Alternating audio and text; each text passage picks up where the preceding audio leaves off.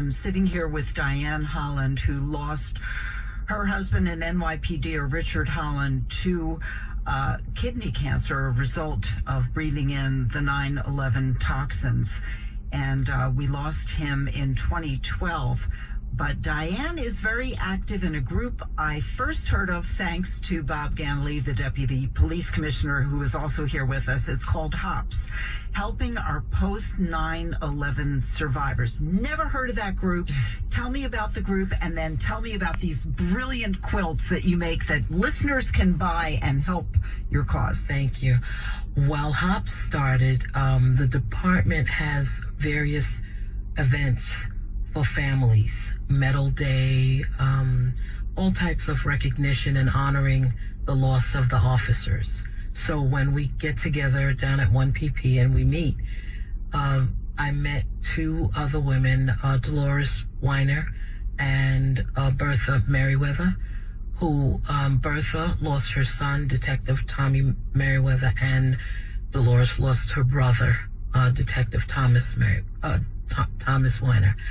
And just in our grief, we sat close to each other and we were just talking, just sharing, you know, who did you lose? Who did you lose? And literally crying on each other's shoulders. So at that time, it's not that nothing was done for post 9/11 families. I don't think anyone knew what to do with us or for us because it was new.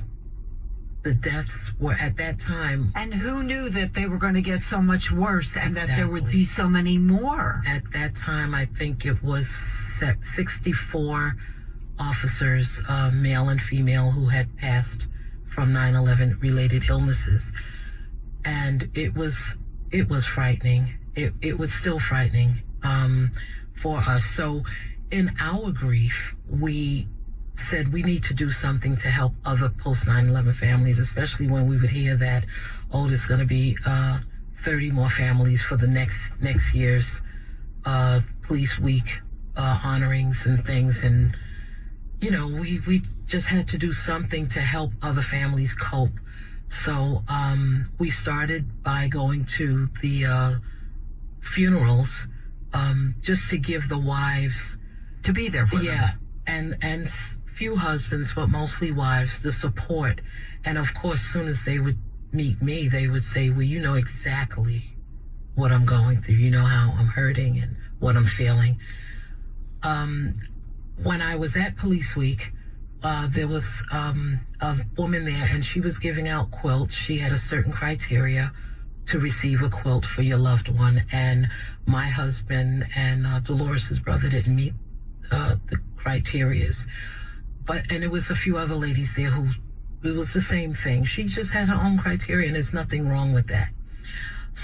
But one of the women were very upset, and she was crying because she lost her son, and she said it would have been nice to have a quilt. And I'm, Diane, you're a quilt maker. I hadn't quilted and sold. When Richard died, I stopped everything. You know, I was just trying to figure out life again.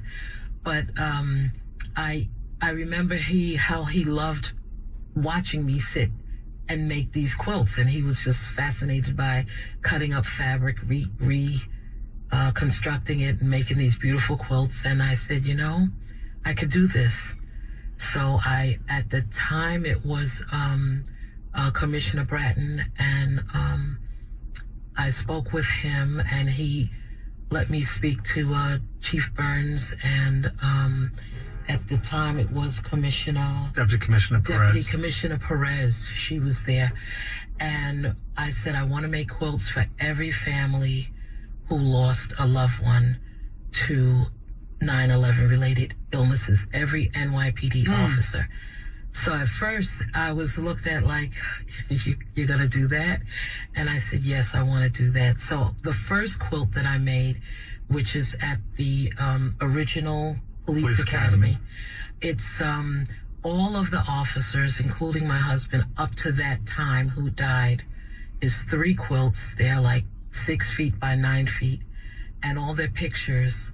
and their names are on this quilt, and it hangs permanently in that building. So when I met Diane, we hit it off right away. Oh, and yes. I have to tell you that the Hops group, first let me say, as you know, Shelli and Diane, the NYPD motto is family. Like they said, we never forget them, that they'll always be part of the NYPD family, and we live by that. But Hops, what Hops does is not only act as a support group for the widows or widowers that come into the group, they're also an advocacy group for them. They guide them in what they should be doing to protect certain interests that they have, whether it's be through the Victims' Compensation Fund or pension issues or healthcare issues, things like that. So Diane and Dolores and Bertha are becoming really well schooled at this now. So they do a lot of outreach to families and to make sure that they're doing the proper things they should be doing to protect themselves. How can people buy these quilts and help you in your mission? Well, twice a year we have a quilting bee at One Police Plaza, and it's an all-day event. We have quilters from all over the boroughs, and we hang the quilts there. We present families with the quilts on that day, as well as create new quilts. And if people are interested, they have to go to our website. And that is? Yes. And that is www.hopsinc.org.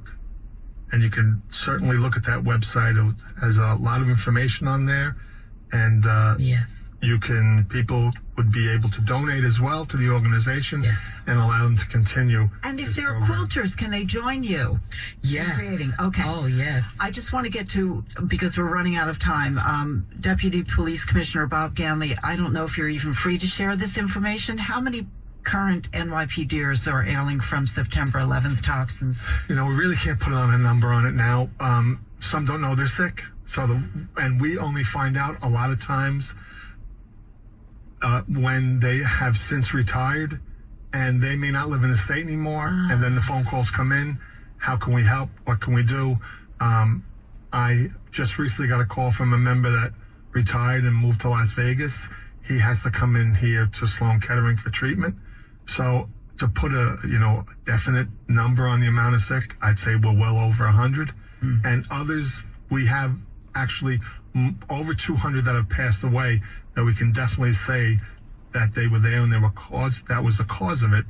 However, there are others that have since passed away that we really can't designate them as a line of duty spouse yet or a line of duty death, because there's no verification that they may have been at this site at the terrible time of the attacks. And the numbers are growing close to 18 years later. Again, if you would like to help Hops and you're a quilter, or you want to buy a quilt, or you want to donate, the website is Hopsinc, that's HOPSINC.org, or you could get in touch with me and I will get the information to you. And bless you both, and have the rest of you have a wonderful Mother's Day with your family. Appreciate them, hug them, love them. Yes. And I'll be back in a minute with more Q104.3.